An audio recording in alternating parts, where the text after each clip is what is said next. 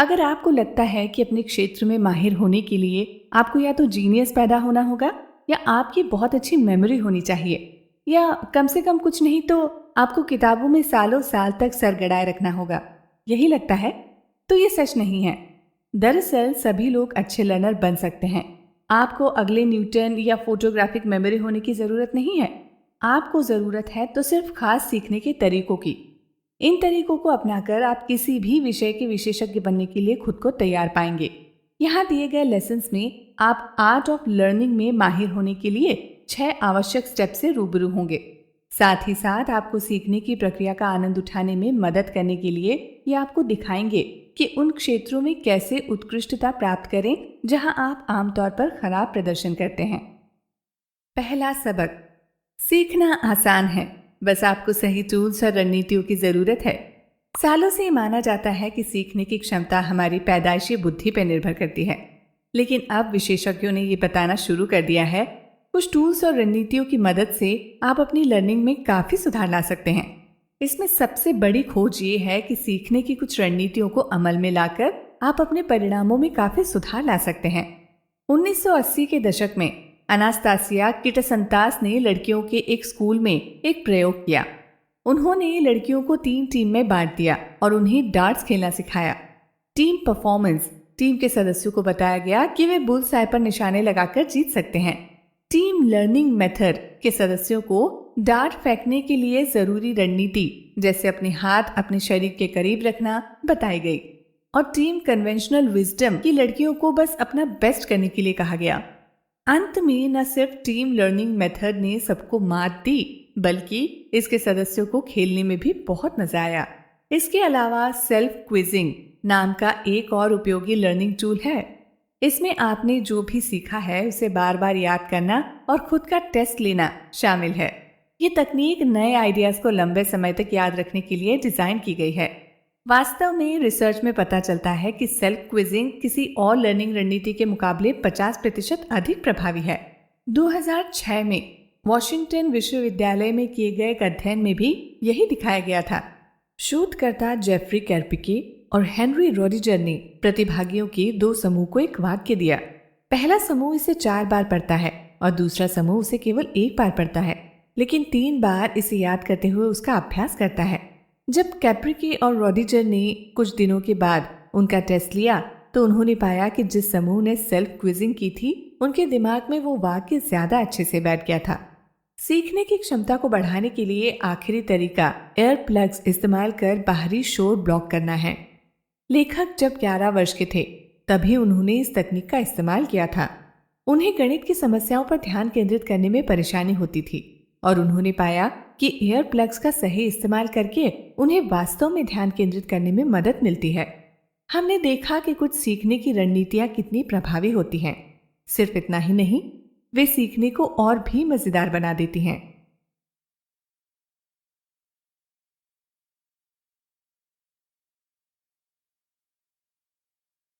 प्रतिभागियों के 2 समूह को एक वाक्य दिया। पहला समूह इसे 4 बार पढ़ता है और दूसरा समूह उसे केवल 1 बार पढ़ता है, लेकिन 3 बार इसे याद करते हुए उसका अभ्यास करता है। जब कैप्रिके और रोडिजर ने कुछ दिनों के बाद उनका टेस्ट लिया तो उन्होंने पाया कि जिस समूह ने सेल्फ क्विजिंग की थी उनके दिमाग में वो वाक्य ज्यादा अच्छे से बैठ गया था। सीखने की क्षमता को बढ़ाने के लिए आखिरी तरीका एयर प्लग्स इस्तेमाल कर बाहरी शोर ब्लॉक करना है। लेखक जब 11 वर्ष के थे तभी उन्होंने इस तकनीक का इस्तेमाल किया था। उन्हें गणित की समस्याओं पर ध्यान केंद्रित करने में परेशानी होती थी और उन्होंने पाया कि एयर प्लग्स का सही इस्तेमाल करके उन्हें वास्तव में ध्यान केंद्रित करने में मदद मिलती है। हमने देखा कि कुछ सीखने की रणनीतियां कितनी प्रभावी होती हैं। सिर्फ इतना ही नहीं, वे सीखने को और भी मजेदार बना देती हैं। प्रतिभागियों के 2 समूह को एक वाक्य दिया। पहला समूह इसे 4 बार पढ़ता है और दूसरा समूह उसे केवल 1 बार पढ़ता है, लेकिन 3 बार इसे याद करते हुए उसका अभ्यास करता है।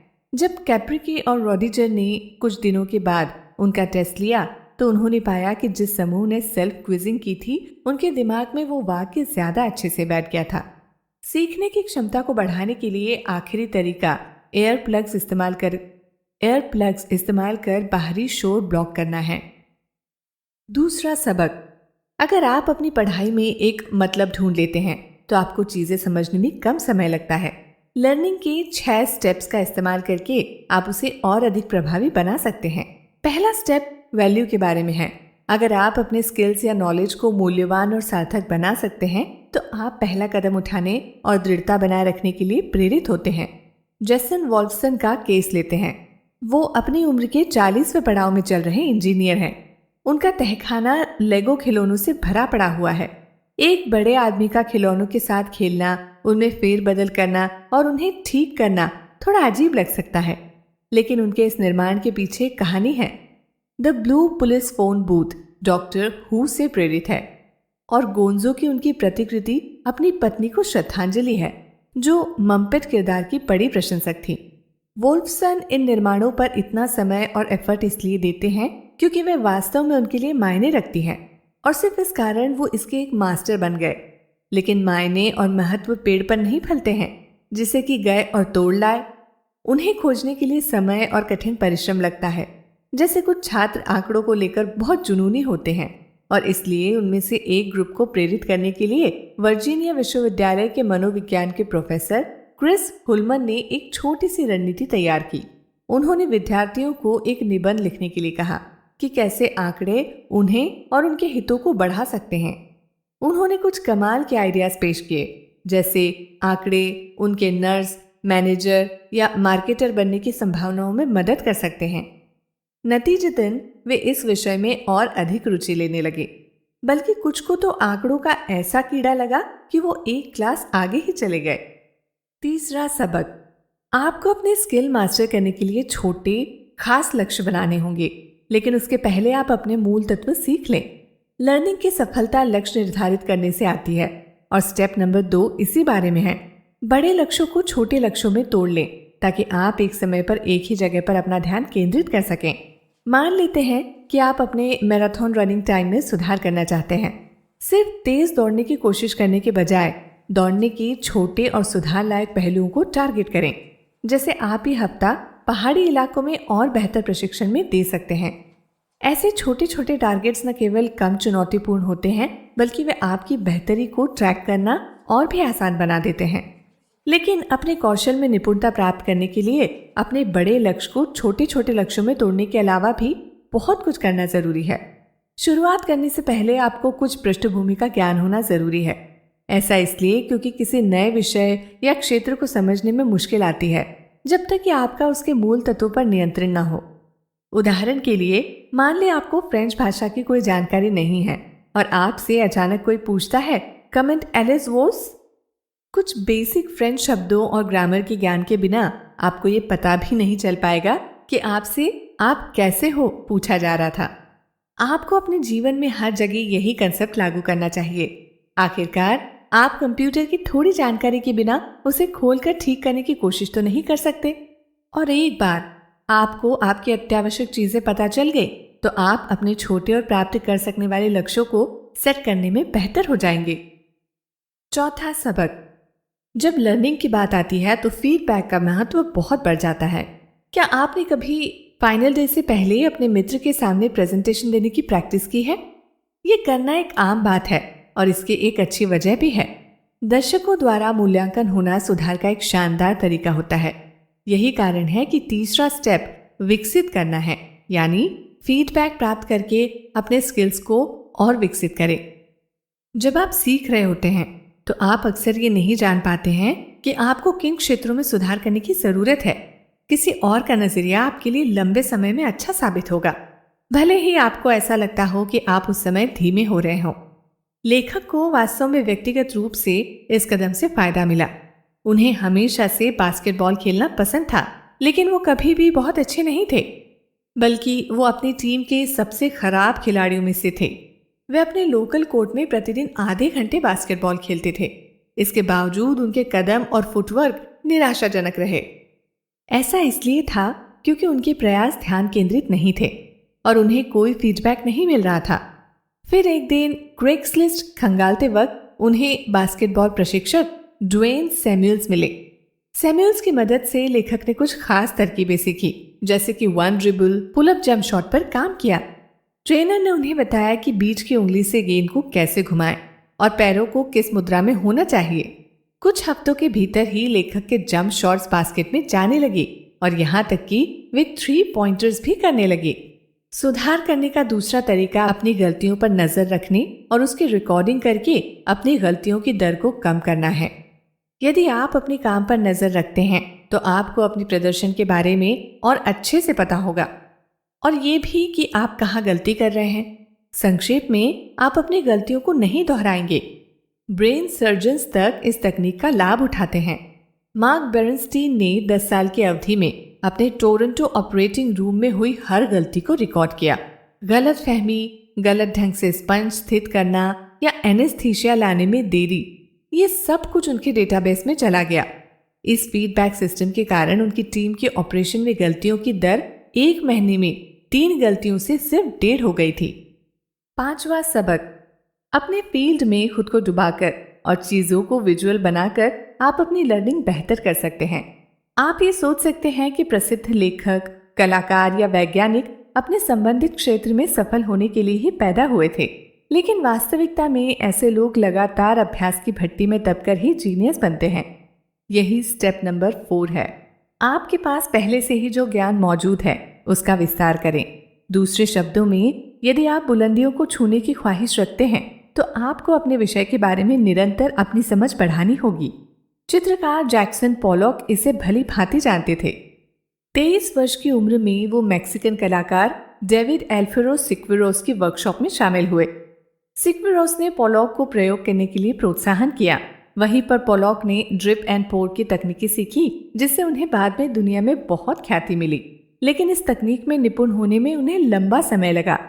उन्होंने भग्न संरचनाएं के साथ काम करना सीखा, जो ऐसे ज्यामितीय पैटर्न को कहते हैं जो छोटे से छोटे स्केल पर भी रिपीट होते रहते हैं, जैसा आप रोमेनोस्को ब्रोकोली या स्पाइरल गैलेक्सीज में पाएंगे। सबसे पहले पोलाक की शुरुआत ड्रिप पेंटिंग्स में भग्न जटिलता न के बराबर थी, लेकिन समय के साथ उनके भग्न और ज्यादा जटिल होते गए, बल्कि वे इतने जटिल हो गए थे कि रिचर्ड टेलर ने, जो कि एक भौतिक विज्ञानी थे, पहली बार उन्हें नोट किया। 6वां सबक, अवधारणाओं के बीच का संबंध और स्किल बढ़ाने के लिए विभिन्न तरीकों का अभ्यास करने से आपकी लर्निंग और भी बेहतर होगी। ऐसा कहा जाता है कि नए स्किल्स में निपुणता प्राप्त करने का सबसे अच्छा तरीका उनका बार बार अभ्यास करना है। लेकिन समस्या ये है कि सिर्फ प्रयास करते रहना ही इतना कारगर नहीं है। यहीं पर 5वां स्टेप आता है। आपको चीजें रिलेट करनी होगी। दूसरे शब्दों में, आपकी अवधारणाओं के बीच आपको संबंध बनाने होंगे। 1908 में साइकोलॉजिस्ट चार्ल्स जुड ने एक प्रयोग के माध्यम से इसे सिद्ध किया। उनके पास बच्चों के 2 समूह थे, जिन्हें पानी के 4 इंच नीचे रखे लक्ष्य पर डार्ट से निशान लगाना था।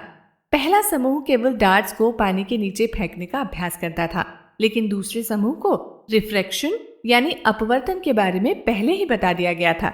वे अब समझ गए थे कि लक्ष्य जहां दिख रहा है वो उसके वास्तविक स्थिति में नहीं है। उन्हें पता था कि पानी में प्रकाश किस तरह चलता है। इसके बाद जुड ने टारगेट को पानी के भीतर 12 इंच की गहराई पर रख दिया, जहां पर रिफ्रैक्शन और अधिक स्पष्ट होता है। इससे स्थिति और भी मुश्किल हो गई, क्योंकि टारगेट अपनी वास्तविक स्थिति से और भी ज्यादा दूर दिखने लगा। बेशक जिस समूह की फिजिक्स पर पकड़ थी, वे इस नई परिस्थिति में अपने सीखे हुए ज्ञान को रिलेट कर सकते थे। जैसा कि अनुमानित था, उन्होंने पहले ग्रुप को हरा दिया। विभिन्न तरीकों से अभ्यास करना भी इसमें बहुत कारगर सिद्ध हो सकता है। 1993 के एक अध्ययन में बास्केटबॉल में फ्री थ्रोज की ट्रेनिंग लेने वाले 2 महिला समूहों की तुलना की गई। एक समूह ने मात्र फ्री थ्रो का अभ्यास किया और दूसरे समूह ने अलग अलग चीजों का अभ्यास किया। उन्होंने फ्री थ्रो के अभ्यास के साथ ही साथ बास्केट से 8 और 15 फीट की दूरी से शूट करने का भी अभ्यास किया। अंत में जिस समूह ने विभिन्न प्रकार के शॉट्स का अभ्यास किया था, उसने फ्री थ्रो लाइन में ज्यादा बेहतर प्रदर्शन किया। 7वां सबक, हम अपने ज्ञान की समीक्षा करके अपने अति आत्मविश्वास को खत्म कर सकते हैं। क्या आपने कभी घंटों तक सिर्फ इसलिए इधर उधर चक्कर लगाए हैं क्योंकि आप अपनी मंजिल को लेकर आश्वस्त हैं कि आप किसी तरह वहां पहुंच जाएंगे और किसी से रास्ता पूछना आपने जरूरी नहीं समझा? छठा और अंतिम स्टेप आपको अपने ज्ञान को रिव्यू करने के लिए प्रोत्साहित करने और खुद को ऐसी गलतियों से बचाने में है। अति आत्मविश्वास नियमित रूप से गलतियों को बढ़ावा देता है। लोग आमतौर पर अपने पिछले प्रदर्शन और अपने ज्ञान को अधिक आंक लेते हैं। उन्हें लगता है कि उन्हें वास्तव में जितना आता है उससे कहीं ज्यादा आता है और इसलिए वे भविष्य में अच्छे प्रदर्शन की उम्मीद रखते हैं। सेना ने इसे एक नाम दिया है। वे इसे विक्ट्री डिजीज यानी जीत रोग कहते हैं। एक जनरल अपनी काबिलियत को ज्यादा आंक सकता है क्योंकि वो पहले बहुत बार जीत चुका है। इसका जनरल जॉर्ज आर्मस्ट्रॉन्ग कस्टर से बेहतर उदाहरण नहीं हो सकता, जो अमेरिकी गृह युद्ध के वक्त दुश्मनों को लगातार हराते आ रहे थे। लेकिन ये 1876 में battle of the little Bingham में सब गलत साबित हो गया। उन्होंने 1000 से अधिक मूल अमेरिकियों के खिलाफ अपने 200 आदमियों का नेतृत्व किया था। माना जाता है कि कस्टर के सारे आदमियों में सिर्फ एक ही बचा था। इसलिए अपने ज्ञान और समझ की समीक्षा आपको अति आत्मविश्वास से निपटने में मदद करेगी। उदाहरण के लिए मनोवैज्ञानिक आर्ट मार्कमैन आश्वस्त थे कि उन्हें टॉयलेट के काम करने का तरीका पता है। आखिर वे दिन में बहुत बार इसका इस्तेमाल भी करते थे और जब वो बच्चे थे तब उन्होंने कुछ दफा स्टॉपर चेक करने के लिए टंकी को खोला था और हैंडल से छेड़छाड़ भी की थी। एक दिन उन्हें यह एहसास हुआ कि वे एक टॉयलेट के बारे में कुछ भी नहीं जानते थे और अगर उन्हें उसे खोलकर वापस जोड़ने को कहा जाए तो वो शायद ऐसा नहीं कर पाएंगे। अपने ज्ञान की कमी को स्वीकार करने के बाद ही वो खुद से जरूरी सवाल पूछ सकते थे। शौचालय में पानी का प्रवाह कैसे होता है, फ्लशिंग के बाद वो कहाँ जाता है, और इस तरह वो बेहतर लर्निंग के लिए तैयार थे। कुछ 6 स्टेप्स का प्लान करके आप भी एक बेहतर लर्नर बन सकते हैं। आप चाहे जो भी सीखना चाहें, चाहे वो टॉयलेट सही करना हो, अपने खेल में सुधार करना हो या एक नई भाषा सीखना हो, इन सरल अभ्यासों को अपनाकर आप अपने ज्ञान क्षेत्र में माहिर हो जाएंगे। कुल मिलाकर प्रयास और ध्यान केंद्रित करके लगभग कोई भी किसी भी क्षेत्र का विशेषज्ञ या मास्टर बन सकता है, लेकिन ऐसा करने के लिए आपको समय देने और आजमाई हुई रणनीतियों का उपयोग करने की आवश्यकता होगी। आप बस इन 6 स्टेप्स को याद रखें: value, target, develop, extend, relate और रीथिंक। इन तरीकों के साथ आप बेहतर लर्निंग के रास्ते पर अग्रसर होंगे। क्या करें? अगली बार जब आप अपनी महत्वपूर्ण परीक्षा के लिए पढ़ रहे हों तो अपनी लर्निंग को कई सत्रों में विभाजित करें। पूरे दिन पढ़कर भी जब चीजें याद नहीं रहती, उस वक्त का गुस्सा हम सब ने कभी न कभी महसूस किया होगा। इस चीज से बचने के लिए और अपनी लर्निंग बेहतर बनाने के लिए आपको अपनी पढ़ाई को छोटे छोटे टुकड़ों में बांटना होगा, जो थोड़े समय के अंतराल में पढ़े जाएंगे। आपके दिमाग को चीजें याद रखने के लिए ब्रेक की जरूरत भी पड़ती है, इसलिए अपने ब्रेक लेना ना भूलें।